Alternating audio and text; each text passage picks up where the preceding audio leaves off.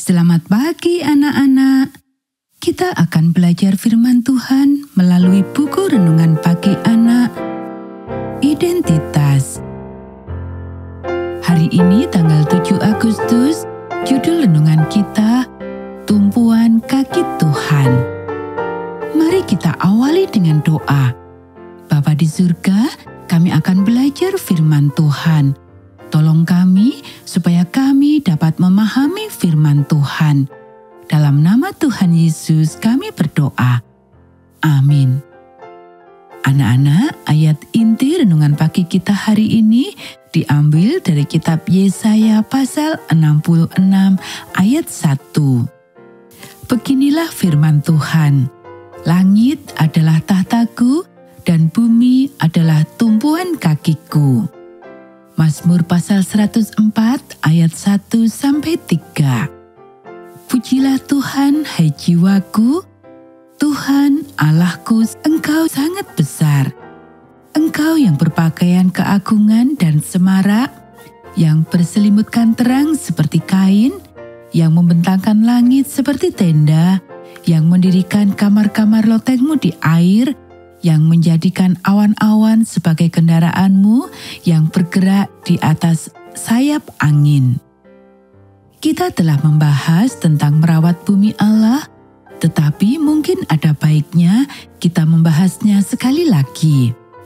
Kita tahu bahwa kita telah diberi tanggung jawab untuk merawat bumi dan segala isinya. Kita tahu bahwa Yesus mengawasi untuk melihat apa yang kita lakukan. Kita tahu bahwa ketika Dia datang kembali, mereka yang merusak bumi akan menghadapnya dalam penghakiman dan menjelaskan alasannya. Apakah akan membantu kita jika kita memikirkan bumi sebagai rumah Allah yang lain?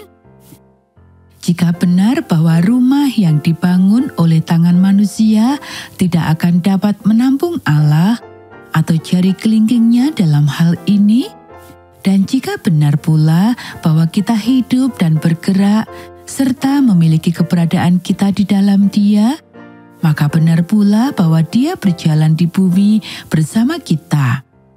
Planet kecil yang tidak berarti, apalagi memberontak ini, kata Tuhan, adalah tumpuan kakinya. Yesus menyebut bumi sebagai tumpuan kaki Allah juga dalam Matius pasal 5 ayat 34 dan 35.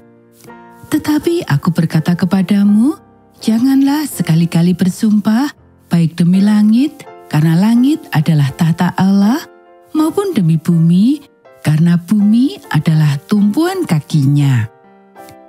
Ada beberapa cara yang memungkinkan untuk melihat hal ini. Yang pertama, bumi berada di bawah kaki Allah dan oleh karena itu tidak terlalu penting. Dan itu tidak masalah karena Dia memberikan anaknya yang tunggal untuk menebus semua orang yang ada di atasnya. Yang kedua, anak-anak raja-raja duniawi yang dikasihi kadang-kadang meringkuk di lutut ayah mereka di atas kaus kaki atau bangku yang rendah. Anak-anak, apa yang akan terjadi pada sikap kita terhadap dunia yang indah dan memudar ini jika kita benar-benar berpikir bahwa kita meringkuk berlutut di hadapan Sang Pencipta di atasnya? Bagaimana jika kita membayangkan Dia benar-benar mengenakan sinar matahari atau mendirikan kemahnya di langit dan membangun istananya di dasar samudra? Tentu saja kita akan berhati-hati untuk tidak berpikir bahwa sinar matahari atau langit atau samudra itu sendiri adalah kudus. Tetapi kita akan memperhatikan kehadirannya, dan itu kudus. Dan kita akan menjaga tumpuan kaki Bapa kita dengan lebih baik. Anak-anak, demikianlah renungan pagi kita hari ini. Mari kita akhiri dengan doa.